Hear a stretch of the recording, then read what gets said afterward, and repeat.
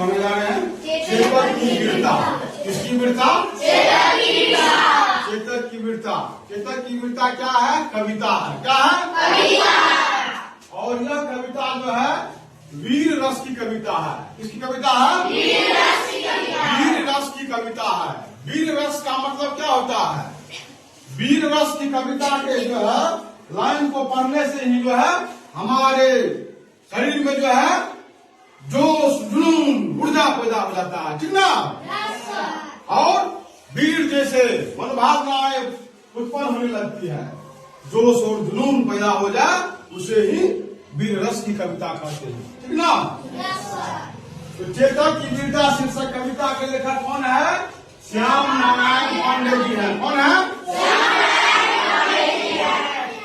श्याम नारायण पांडे जी हैं। कौन है? यहाँ तक समझने में कितनी को दिक्कत? चेतक की वीरता शीर्षक कविता के लेखक कौन है? श्याम नारायण पांडे जी हैं। अब आगे बढ़ते हैं। अब जो है ना कवि से थोड़ा सा आप लोगों का हम परिचय करा देते हैं। किससे परिचय कराते हैं? कवि से परिचय कराते हैं। कौन कवि से? श्याम नारायण पांडे जी से।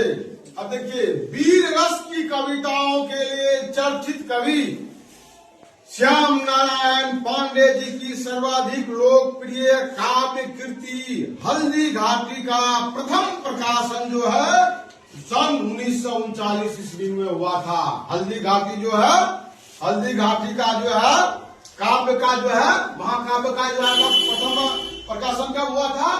1939 ईस्वी में। कब हुआ था? 1939 ईस्वी में हुआ था। अभी आपने जो चेतक की वीरता कविता के बारे में पढ़ने जा रहे हैं, ठीक ना? वह हल्दी घाटी का ही एक अंश है। क्या है? वह एक हल्दी घाटी का ही एक अंश है, ठीक ना? अब हल्दी घाटी यहाँ पर आ गया है तो हल्दी घाटी के बारे में थोड़ा सा हम लोग जान लेते हैं, ठीक ना?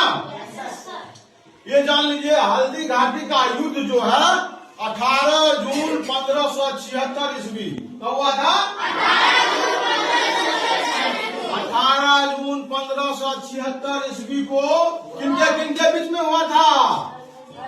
बताइए। मेवाड़ के महाराणा प्रताप और अकबर के जो है अकबर के बीच हुआ था, ठीक ना? अकबर के शाही सेना मान सिंह के बीच हुआ था। किसके बीच हुआ था? महाराणा प्रताप और अकबर के शाही सेना मान सिंह के बीच में हुआ था। अब हल्दी घाटी के बारे में भी हम लोग जान गए, ठीक ना? अब देखिए भारत के स्वतंत्रता संग्राम के अंतिम वर्षों में हल्दी घाटी काव्य कृति ने स्वतंत्रता सेनानियों में सांस्कृतिक एकता और उत्साह का संचार कर दिया। क्या कर दिया? सांस्कृतिक एकता और उत्साह का संचार कर दिया, ठीक ना? अब देखिए आगे बढ़ते हैं हम लोग। चेतक की वीरता। किसकी वीरता? चेतक की वीरता। चेतक की वीरता। चेतक किसे कहा गया है इस कविता में वो भी हम लोग आगे जानेंगे, ठीक ना? अब देखिए आप लोग ध्यान से सुनिएगा। रण बीच चौकड़ी भर भर कर चेतक बन गया निराला था। राणा प्रताप के घोड़े से पड़ गया हवा को पाला था, ठीक ना? रण बीच चौकड़ी भर भर कर चेतक बन गया निराला था। राणा प्रताप के घोड़े से पड़ गया हवा को पाला था, ठीक ना? अब देखिए हम क्या करा? रण बीच चौकड़ी।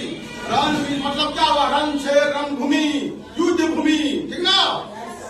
चौकड़ी जब भी आता है तो जान लीजिए 4 पांव वाला जानवर चाहे हिरन हो या घोड़े हो चौकड़ी कैसे भरता है? उछल उछल करके जो है जब 4 पांव वाला जानवर जो है उछल उछल करके अपना उछलता है तो वह जो है उसे हम क्या कहते हैं? चौकड़ी भरना कहते हैं। अब देखो क्या कर रहा है इसमें। रण बीच चौकड़ी भर भर कर चेतक बन गया निराला था। निराला मतलब एक दूसरे से अलग अनोखा, ठीक ना? एक दूसरे से बिल्कुल अलग अनोखा। चेतक बन गया निराला था। राणा प्रताप के घोड़े से पड़ गया हवा को पाला था। यहाँ पर राणा प्रताप के घोड़े के बारे में कहा गया है, ठीक ना? और राणा प्रताप के घोड़े और हवा में मानो स्पर्धा हो रही है, ठीक ना। हवा से राणा प्रताप के घोड़े की स्पर्धा हो रही है, मानो दोनों में मुकाबला हो रहा है, हवा में और घोड़े में, ठीक ना। अब देखिए उसके आगे क्या कर रहा है। गिरता न कभी चेतक तन पर राणा प्रताप का घोड़ा था, वह दौड़ रहा अली मस्तक पर या आसमान पर घोड़ा था, ठीक ना। गिरता न कभी चेतक तन पर राणा प्रताप का घोड़ा था, यानी कि हम लोग जो है घोड़ा का जब सवारी करते हैं, घुड़सवारी करते हैं, एक चाबुक बनाते हैं, ठीक ना, और एक चाबुक कोड़ा रखते हैं, किसके लिए? घोड़ा को नियंत्रित करने के लिए। किसके लिए? घोड़ा को नियंत्रित करने के लिए।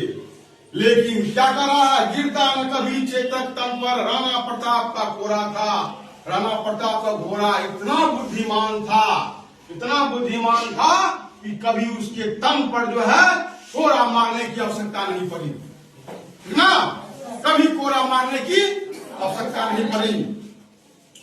वह दौड़ रहा अली मस्तक पर या आसमान पर घोड़ा था। इसका मतलब है वह दौड़ रहा अली मस्तक, यानी कि दुश्मनों के ऐसा लग रहा था जब मानो घोड़ा जो है युद्ध के मैदान में जब चल रहा था तो कभी अदृश्य हो जाता था। तुम लोग रामायण में देखे होंगे, क्या कहते हैं, रावण और भगवान राम की लड़ाई, ठीक ना। रावण जो है ना बहुत ही प्रतापी राजा थे, ठीक ना। वो जब युद्ध भूमि में उतरा भगवान राम से युद्ध करने के लिए, तो कभी जो है इधर चला गया, कभी उधर चला गया, कभी उधर चला गया, कभी उधर आसमान में विचरण करता था। राम भगवान किसे निशाना बना करके मारे जाती, एक जगह पर रहेगा तब ना। ठीक उसी प्रकार है यहाँ पे, ठीक ना। वह दौड़ रहा अली मस्तक पर या आसमान पर घोड़ा था, यानी कि वो घोड़ा जो है किस तरह से दौड़ रहा था, लग रहा था, क्या लग रहा था, दुश्मनों के संग होकर के जो है गुजर रहा है, ठीक ना। अब देखो, जो तनिक हवा से भाग हिली, जो तनिक हवा से भाग हिली, लेकर सवार उड़ जाता था, लेकर सवार उड़ जाता था। राणा की पुतली फिरी भी, राणा की पुतली फिरी नहीं, तब तक चेतक मुड़ जाता था, तब तक चेतक मुड़ जाता था। यानी कि पुतली किसे कहा गया है? ये आंख के बीच में गोला वाला जो है, काले वाला जो है, काला कलर का वही है पुतली। आंख का पुतली देखो, जैसे जैसे देखो कितना स्पीड में घूमता है पुतली, तुरंत इधर आ जाता है ना, उसी को कह रहा है, ठीक ना। जो तनिक हवा से भाग हिली, ठीक ना, लेकर सवार उड़ जाता था। जब हवा का झोंका उड़ता है तो थोड़ा सा भी हवा में जो है बाग के पेड़ पौधे के पत्ते हिलने लगते हैं ना जी, हाँ? लेकर क्या कर, जो तनिक हवा से बाग हिली, लेकर सवार उड़ जाता था। उसके दरमियान में वो जो है राणा प्रताप के घोड़े, उस स्थिति में जो है तुरंत उसको लेकर के उड़ जाता था, ठीक ना। राणा प्रताप की पुतली फिरी नहीं, तब तक चेतक मुड़ जाता था। जब तक उसकी पुतली मुड़ती, घोड़ा को एहसास हो जाता था हमारे मालिक, हमारे स्वामी क्या कह रहे हैं। पुतली के फिरने से पहले ही घोड़ा दुश्मन पर आक्रमण कर देता था। क्या कर देता था?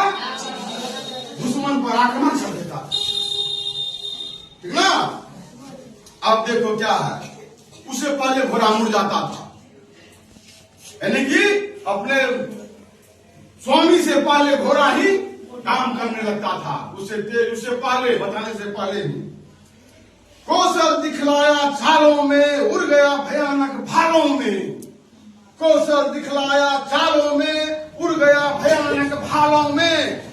निर्भीक गया वह ढालों में, सरपट दौड़ा कर बालों में, सरपट दौड़ा कर बालों में। यहाँ पर क्या कर रहा है? कौशल दिखलाया चालों में, यानी कि अपने चाल में इतना गाढ़ कुशलता दिखलाया। उड़ गया भयानक भालों में, यानी कि भयानक विकराल भाला को देखा है ना, कितना भाला नकला होता है। वो भयानक विकराल भालों से भी तेज रफ्तार में जो है वो अपना दिशा बदलता था। निर्भीक